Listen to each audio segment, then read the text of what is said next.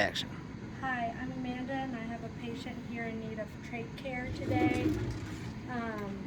I already have performed hand hygiene and put on some clean gloves.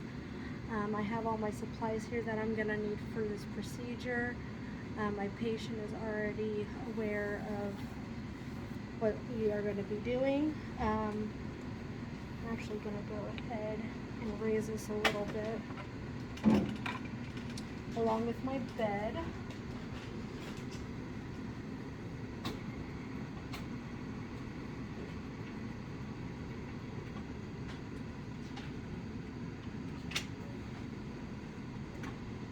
Okay, now that I've got that set up, I'm going to go ahead and stay within my 1-inch border and open these up so that they're prepared for me.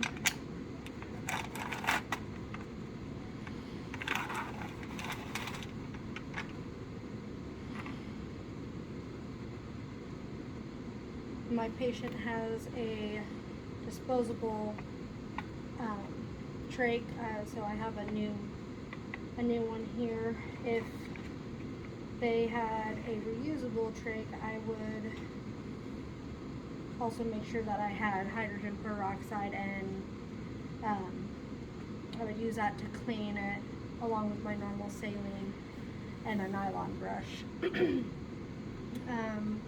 Now that I have those all set up, I'm going to cover my patient. That way he doesn't get dirty. And then I'm going to remove my gloves and perform hand hygiene. And then I'm going to remove my sterile gloves from my packet.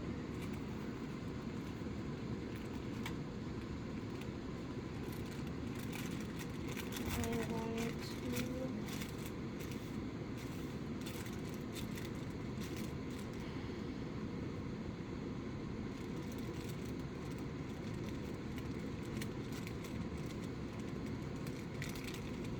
set up my sterile field.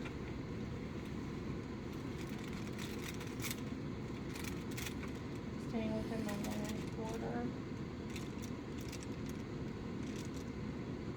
Also going to, this has been used already before, this is my normal saline. So I'm going to open it up and pour some of it out, take any contaminants off of the rim. And I'm going to pour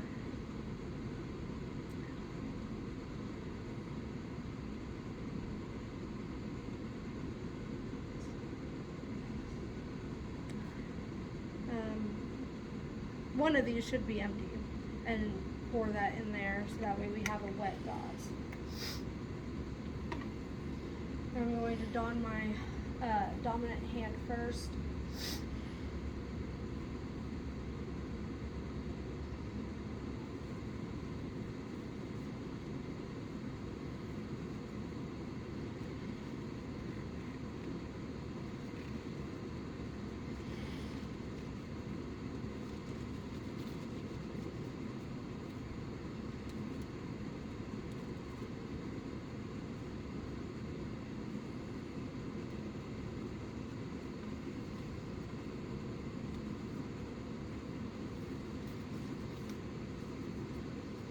Okay, now that I have my sterile gloves on, I'm going to go ahead and remove this old dressing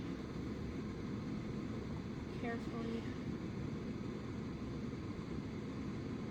And I would dispose of this along with my sterile gloves, perform hand hygiene, and I would don new sterile gloves. Now I'm going to go ahead and continue setting up my items within my sterile field. There are some in my kit that I do not need, since this is a disposable. I'm going to go ahead and soak all my Q-tips with that normal saline in my compartment and separate out my gauze. I have 2 in here. So we're going to use one dry and one is going to soak in this normal saline with my swabs.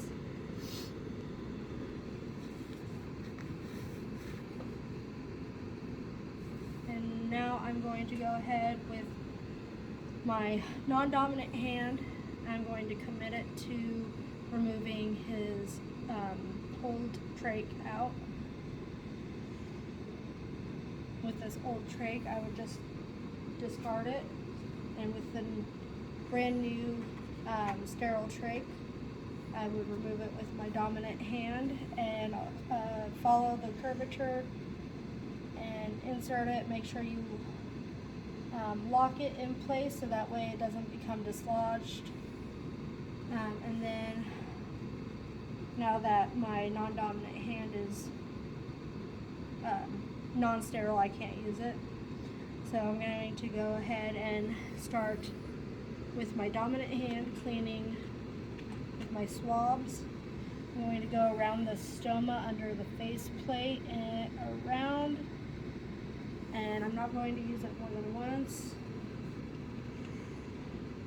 Make sure you get all the way around it. You can use as many as you need. Make sure that that area gets really clean. Now one more for good measure. Okay. And now with our wet gauze that's been soaking in our normal saline in here, we're going to use this to clean the skin around the stoma as well as the face plate. And then you will discard, and then you will take your dry gauze and pat dry all that wet saline, and then you'll dispose of that. And then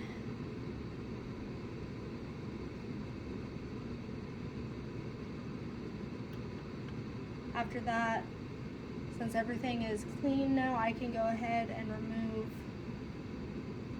the string that is on holding the trach in place. I will have an assistant hold the trach in place, and I can use both of my hands right now. I do not have a helper right now, so I'm just going to be real careful.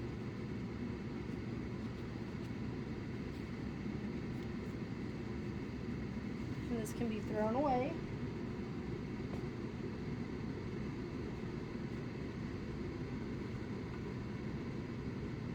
Here's the new one. Go ahead and put this behind his head.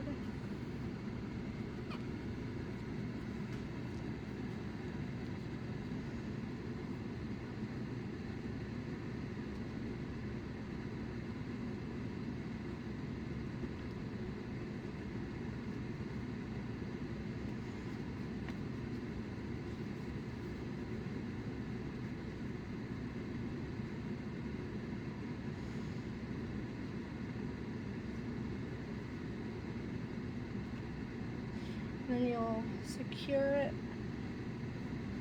You want it tight so that it doesn't get dislodged, but you don't want it too tight to where it's hurting the patient. So as long as you can fit one finger under there, it's good. Now that that's done, I would remove my sterile gloves and perform hand hygiene again and don new sterile gloves. And at this point, I will take a pre-cut gauze from my kit. If I don't have a pre-cut, I can take a 4x4 and fold it into a V shape. Just make sure that you don't cut it. That way, if you don't have to worry about any fibers from the gauze getting into the trach and causing respiratory distress. Carefully, you'll place this underneath the face plate.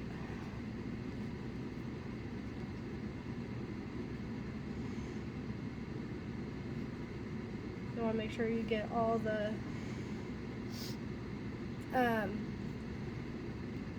skin that's located directly right around the stoma. And now that trach hair is completed, I can take off all of my gloves and throw away all of my used items from my kit.